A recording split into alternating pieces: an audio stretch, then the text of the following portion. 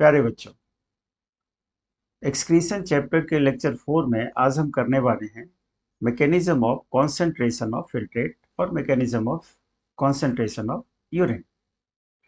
लेकिन थोड़े बेसिक्स पहले समझ लें तो यहाँ तक पहुँचना आसान हो जाएगा। तो सबसे पहले तो आपको ये जानना चाहिए कि हमारे जो बॉडी फ्लूइड होता है या ब्लड होता है, उसकी जो नॉर्मल ऑस्मोलैरिटी होती है, ऑस्मोटिक प्रेशर, वो 300 मिली ऑस्मोल होता है। ये लिखा हुआ 300 मिली ऑस्मोल होता है। यदि यूरिन की ऑस्मोलैरिटी 300 से कम है तो यूरिन को हम डाइल्यूट कहेंगे। ये कंपेरेटिव टर्म है, रिलेटिव टर्म है। यूरिन को हम डाइल्यूट या कॉन्सेंट्रेटेड हम ब्लड के कॉन्टेक्स्ट में कहेंगे। और ब्लड की ऑस्मोलैरिटी कितनी है? 300 है। किसी कंडीशंस में किसी पर्सन के किडनी में यदि ऐसा यूरिन बने जिसकी ऑस्मोलैरिटी 300 से कम हो तो उस यूरिन को हम डाइल्यूट यूरिन कहेंगे या हाइपोटोनिक यूरिन कहेंगे। और 300 से ज़्यादा हो तो उसको हाइपरटोनिक यूरिन या कॉन्सेंट्रेटेड यूरिन कहेंगे। अब ये जो दो तरह का यूरिन बनता है हमारे किडनी में, वो दो डिफरेंट कंडीशंस में बनता है। एक कंडीशन आप एज्यूम करो, ओवर हाइड्रेशन। जब आप ज़्यादा पानी पी रहे हो तो ज़्यादा पानी पी रहे हो तो वो पानी एब्जॉर्ब होकर के किधर जाएगा? वो पानी एब्जॉर्ब होकर के किधर जाएगा? ब्लड में जाएगा। तो ब्लड की जो ऑस्मोलैरिटी है वो 300 से कम हो जाएगी। ब्लड की ऑस्मोलैरिटी 300 से कम हो जाएगी और ब्लड की ऑस्मोलैरिटी 300 रखना ज़रूरी है। तो इसको वापस 300 पर कैसे लाया जाएगा? सॉल्ट के मिलाने से। वो सॉल्ट कहाँ से आएगा? वो सॉल्यूट किधर से आएगा? वो सॉल्यूट जो है वो फिल्ट्रेट वाला सॉल्यूट ब्लड में चला जाता है। तो फिल्ट्रेट वाला सॉल्यूट ब्लड में गया तो ब्लड की ऑस्मोलैरिटी तो 300 पर रिटर्न हो गई, लेकिन फिल्ट्रेट क्या हो जाएगा? फिल्ट्रेट डाइल्यूट हो जाएगा क्योंकि उसमें सॉल्यूट कॉन्सेंट्रेशन कम हो जाएगा। अब इसका अपोजिट कंडीशन यदि हम देखें, डिहाइड्रेशन, कि किन कंडीशंस में बॉडी हाइपरटोनिक होगी, किस कंडीशन में यूरिन हाइपरटोनिक होगा? तो डिहाइड्रेशन होगा। डिहाइड्रेशन का मतलब है आप कम पानी पी रहे हैं। तो कम पानी पी रहे हैं तो ब्लड में तो पानी की कमी हो जाएगी और ब्लड का जो ऑस्मोटिक कॉन्सेंट्रेशन है वो बढ़ जाएगा, 300 से ज़्यादा हो जाएगा। इसको 300 पे रखना है। तो एक ही तरीके से ये हो सकता है, और वो तरीका क्या है? जब हम इसमें पानी मिला दें। अब पानी तो हम पी नहीं रहे, तो पानी हम लाएंगे कहाँ से? तो पानी हम लाएंगे कहाँ से? पानी लाएंगे हम फिल्ट्रेट वाला पानी। तो जो फिल्ट्रेट वाला पानी है ना, वो चला जाएगा ब्लड में। तो ब्लड की ऑस्मोलैरिटी वापस 300 पर रिटर्न हो जाएगी, लेकिन फिल्ट्रेट क्या हो जाएगा? फिल्ट्रेट कॉन्सेंट्रेट हो जाएगा। हमारा जो आज का टॉपिक है यही है कि किस तरह से फिल्ट्रेट कॉन्सेंट्रेट कब होता है और किन उसमें कौन कौन से मैकेनिज्म इन्वॉल्व होते हैं।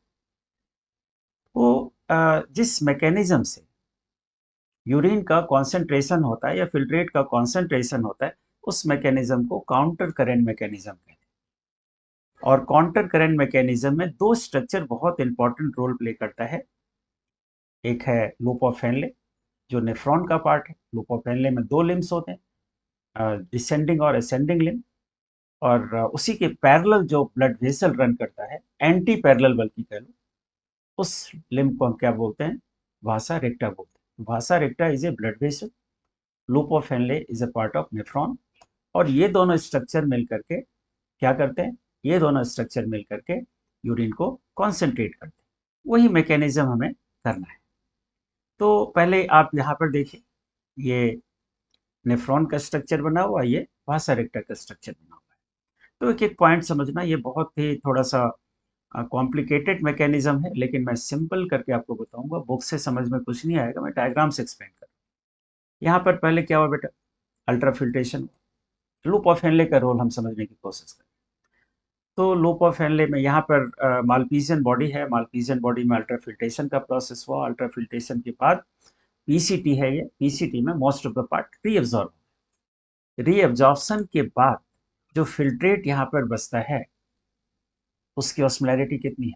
300 है। जो किसके बराबर है? ये ब्लड के बराबर है, ब्लड के नॉर्मल ऑस्मोलैरिटी के बराबर है।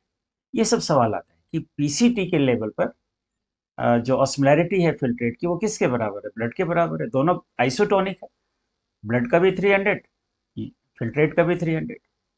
लेकिन ये फिल्ट्रेट जब डिसेंडिंग लिम्ब से नीचे की तरफ आ रहा है, ये डिसेंडिंग लिम्ब है। तो डिसेंडिंग लिम्ब आपको क्या हमने किया था कि ये वाटर के लिए परमेबल है, तो इससे वाटर बाहर निकल रहा है, इससे वाटर बाहर निकल रहा है।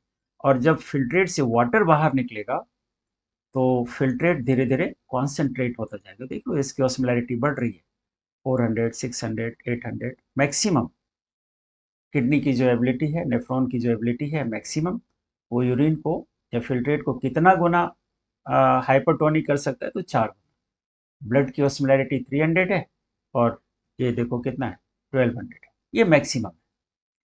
तो 1200 तक हो गया, तो ये वाला जो लिम्ब है लूप ऑफ हेनले का, ये सब इंपॉर्टेंट है, इसको ध्यान में रखना। ये वाला जो लिम्ब है लूप ऑफ हेनले का, इसको हम कहते हैं कॉन्सेंट्रेटिंग सेगमेंट। इसको हम कहते हैं कॉन्सेंट्रेटिंग सेगमेंट। इसको हम कहते हैं कॉन्सेंट्रेटिंग सेगमेंट। कॉन्सेंट्रेटिंग सेगमेंट, क्योंकि ये फिल्ट्रेट को क्या कर रहा है, कॉन्सेंट्रेट कर रहा है, इसलिए इसको कॉन्सेंट्रेटिंग सेगमेंट। लेकिन ये फिल्ट्रेट जब इधर की तरफ से आ रहा है, असेंडिंग लिम्ब में जा रहा है, तो देखो क्या निकल रहा है बाहर, सॉल्यूट बाहर निकल रहा है, सॉल्ट बाहर निकल रहा है। तो सॉल्ट के बाहर निकलने से जो फिल्ट्रेट कॉन्सेंट्रेट हो गया था, अब ये फिर डाइल्यूट होना शुरू हो जाएगा। तो असेंडिंग लिम्ब को हम क्या कहेंगे, इसको हम डाइल्यूटिंग सेगमेंट कहेंगे, डाइल्यूटिंग सेगमेंट कहेंगे। और ये फिल्ट्रेट वापस डीसीटी तक आते आते, ये डीसीटी का रीजन है, ये फिर से हाइपोटोनिक हो जाता है, 200 रह जाता है इसकी ऑस्मोलैरिटी। तो कहाँ पर यूरिन या फिल्ट्रेट ब्लड के कॉन्टेक्स्ट में आइसोटोनिक है, हाइपोटोनिक है, हाइपोटोनिक है, ये सब सवाल पूछे जाते हैं। तो लूप ऑफ हेनले में हमने देख लिया कि क्या क्या चीज हुआ। अब ऐसा देखो कि लूप ऑफ हेनले के साथ साथ जो दूसरा स्ट्रक्चर है वो है वासा रेक्टा, जो बहुत इंपॉर्टेंट रोल प्ले करता है इसके यूरिन को कॉन्सेंट्रेट करने में। तो वासा रेक्टा में भी 2 लिम्स होते हैं। देख, तो ये लिम्ब नीचे की तरफ आ रहा है, तो ये लिम्ब क्या हो गया, ये डिसेंडिंग लिम्ब हो गया। ये लिम्ब ऊपर की तरफ से आ रहा है, ये लिम्ब क्या हो गया, असेंडिंग लिम्ब हो गया। डिसेंडिंग लिम्ब और असेंडिंग लिम्ब, ये 2 तरह के लिम्ब्स हुए। अब ये जो 2 लिम्ब है, डिसेंडिंग लिम्ब और असेंडिंग लिम्ब, ये वासा रेक्टा का लिम्ब है। तो वासा रेक्टा के जो लिम्ब्स होते हैं वो लूप ऑफ हेनले के एंटी पैरेलल होते हैं। इसलिए हमने थोड़ा यहाँ पर ना सिंप्लीफाइड डायग्राम बना रखा है। यहाँ पर इस तरह से ये अरेंज होता है। ये जो येलो कलर का स्ट्रक्चर है ये लूप ऑफ हेनले है, और जो रेड कलर का स्ट्रक्चर है वो वासा रेक्टा है। तो देखो ये लूप ऑफ हेनले नीचे की तरफ आ रहा है, तो ये डिसेंडिंग लिम्ब है, ये डिसेंडिंग लिम्ब हो गया। लेकिन इसके पैरेलल जो वासा रेक्टा का लिम्ब है, पैरेलल नहीं, इसको एंटी पैरेलल बोलते हैं इसको, क्योंकि ये ऊपर की तरफ जा रहा है। तो इसको हम क्या बोलेंगे, ये असेंडिंग लिम्ब है। ये असेंडिंग लिम्ब है लूप ऑफ हेनले का, और ये डिसेंडिंग लिम्ब है वासा रेक्टा का। तो देख रहे हो, तो 2 लिम्ब्स जो हैं एंटी पैरेलल है। यहाँ पर इस मैकेनिज्म को काउंटर करंट मैकेनिज्म क्यों कहते हैं, ये थोड़ा समझना जरूरी है। काउंटर करंट मैकेनिज्म ऐसे करंट को कहते हैं, ऐसे करंट फ्लो को कहते हैं जिसमें 2 लिम्ब्स पैरेलल हो, एंटी पैरेलल हो, और फ्लो ऑफ करंट अपोजिट हो। जैसे यहाँ पर फिल्ट्रेट जो फ्लो कर रहा है नीचे की तरफ कर रहा है, यहाँ पर फिल्ट्रेट जो फ्लो कर रहा है वो ऊपर की तरफ कर रहा है। तो देख रहे हो, अपोजिट है, इसी को काउंटर करंट कहते हैं। यहाँ पर भी देखोगे कि असेंडिंग लिम्ब में फिल्ट्रेट जो है ऊपर की तरफ फ्लो कर रहा है, ये नीचे की तरफ फ्लो कर रहा है। तो ये भी क्या है, counter current. Counter current flow का मतलब होता है कि 2 लिम्ब्स एंटी पैरेलल हो और दोनों में फ्लो ऑफ करंट क्या हो, वो अपोजिट हो, फ्लो ऑफ करंट अपोजिट हो, तो ये काउंटर करंट फ्लो है। अब समझना पूरी बात को। अभी हमने किया था कि डिसेंडिंग लिम्ब वाटर के लिए परमेबल है, मतलब इससे वाटर बाहर निकलता है, 10 to 15% वाटर यहाँ पर एब्जॉर्ब होता है। तो वो वाटर एक्चुअली जाता कहाँ है, ये वाटर आता है, ये जो वाटर है, ये जो पानी यहाँ से निकला, ये किस में गया, ब्लड में गया। कौन से ब्लड में गया, असेंडिंग लिम्ब के ब्लड में गया। और ब्लड को पानी की कमी थी ना, ब्लड को पानी की कमी थी, तो ब्लड को तो पानी चाहिए, तो ब्लड इस तरह से आ रहा है ना, ब्लड में पानी इस तरह से आ रहा है, असेंडिंग लिम्ब से यहाँ से निकल करके इसमें आ रहा है, ब्लड में आ रहा है। तो ब्लड के लिए अच्छी बात हो। लेकिन जो अच्छी बात नहीं होती वो कि ये सॉल्ट के लिए परमेबल है ना। ये अभी हमने किया था कि सोडियम क्लोराइड के लिए परमेबल है। असेंडिंग लिम्ब से जो सोडियम क्लोराइड निकलता है वो किधर जाता है, ये भी तो ब्लड में ही जाता है। अब देखो मामला तो वहीं का वहीं रह गया। ब्लड को चाहिए क्या, वाटर, और ब्लड में वाटर तो आ रहा है लेकिन साथ साथ सॉल्ट भी आ रहा है। तो वाटर के आने से जितना फायदा हुआ, सॉल्ट के आने से तो उतना नुकसान हो जाएगा। मतलब मैं ये कहना चाह रहा हूं कि this salt is not needed in the blood, लेकिन ब्लड में आ तो रहा है। तो ब्लड इसको क्या करे, ब्लड इसको क्या करता है, ये जो असेंडिंग लिम्ब है, असेंडिंग लिम्ब है, असेंडिंग लिम्ब इस सॉल्ट को पंप कर देता है, इस सॉल्ट को पंप कर देता है इस स्पेस में, ये स्पेस में। What is this space called as, इसी स्पेस को मेडुलरी इंटरस्टिशियम कहते हैं, मेडुलरी इंटरस्टिशियल स्पेस कहते हैं। तो मेडुलरी इंटरस्टिशियल स्पेस में सोडियम का जमावड़ा हो रहा है, यहाँ पर सोडियम आयन जो है इकट्ठे हो रहे हैं। और ये जो कलेक्टिंग डक्ट है ना, इससे थोड़ा सा यूरिया बाहर निकल के आ जाता है। तो यूरिया और सोडियम आयन मिलकर के, यहाँ पर देखो आप देख भी सकते हो कि ये यूरिया निकल के बाहर आ रहा है ना, यहाँ से सॉल्ट निकल के बाहर आ रहा है और ये यूरिया निकल के बाहर आ रहा है। तो यूरिया और सॉल्ट मिल करके मेडुलरी इंटरस्टिशियल स्पेस का जो मेडुलरी इंटरस्टिशियल स्पेस है, इसके मीडियम को हाइपरटोनिक कर देता है, यहाँ पर हाई कॉन्सेंट्रेशन हो जाता है। अब कहोगे कि इसका क्या फायदा हुआ, इसका फायदा अब तुम्हें पता चलेगा कि इसका क्या फायदा हुआ। इसका फायदा देखो क्या हुआ। यहाँ पर अभी हमने क्या किया था, यहाँ पर फिल्ट्रेट का कॉन्सेंट्रेशन कितना था, 200 था, हाइपोटोनिक था ये।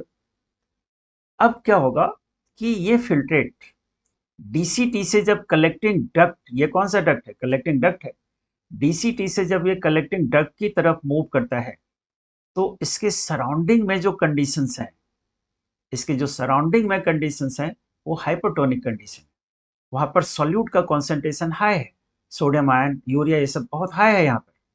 तो ये फिल्ट्रेट जब इधर से पास होगा, ये फिल्ट्रेट जब इधर से पास होगा, तो इधर से वाटर बाहर निकल करके इस स्पेस में आना शुरू हो जाएगा, वाटर बाहर निकल करके इस स्पेस में आना शुरू हो जाएगा।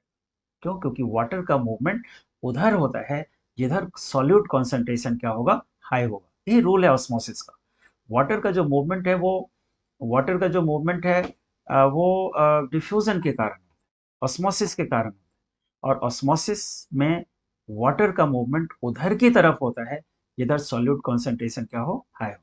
तो ये जो फ्लूइड, ये जो फिल्ट्रेट 200 जिसकी ऑस्मोलैरिटी थी, ये जब कलेक्टिंग डक्ट से पास होता है, तो इसके सराउंडिंग में क्योंकि हाइपरटोनिक कंडीशंस हैं, तो ये बाहर की तरफ निकलना शुरू हो जाएगा। और बाहर की तरफ जैसे पानी बाहर निकलेगा, तो ये जो फिल्ट्रेट था 200, ये इसकी ऑस्मोलैरिटी बढ़नी शुरू हो जाएगी। मान लो ये 300 हो गया, यहाँ तक आगे 600 हो गया, यहाँ तक आगे 1000 हो गया, और यहाँ तक आपके 1200 हो गया।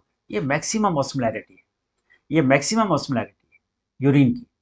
कि हमारे किडनी की एबिलिटी होती है, वो यूरिन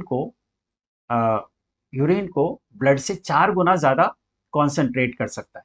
ये देख रहे हो कि ब्लड की ऑस्मोलैरिटी 300 है और यूरिन की ऑस्मोलैरिटी कितनी है, 1200 है। ये हो गया ना कॉन्सेंट्रेटेड यूरिन।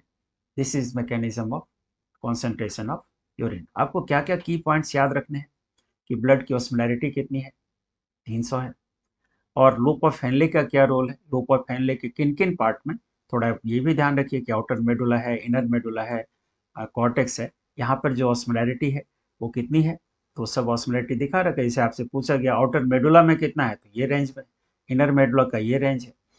तो किसको डाइल्यूटिंग सेगमेंट कहते हैं, किसको कॉन्सेंट्रेटिंग सेगमेंट कहते हैं। लूप ऑफ हेनले और भासा रेक्टा के जो लिम्स होते हैं वो किस तरह से अरेंज है, ये सब की पॉइंट है इसका समझने का। तो mechanism of concentration of urine एक बहुत ही इंपॉर्टेंट टॉपिक है नीट पॉइंट ऑफ व्यू से, और इसको मैंने बहुत इजी करके समझाने की कोशिश की है। डायग्राम से जो हमने समझा है इसी पर फोकस करना है। और I hope you understand. Thank you very much.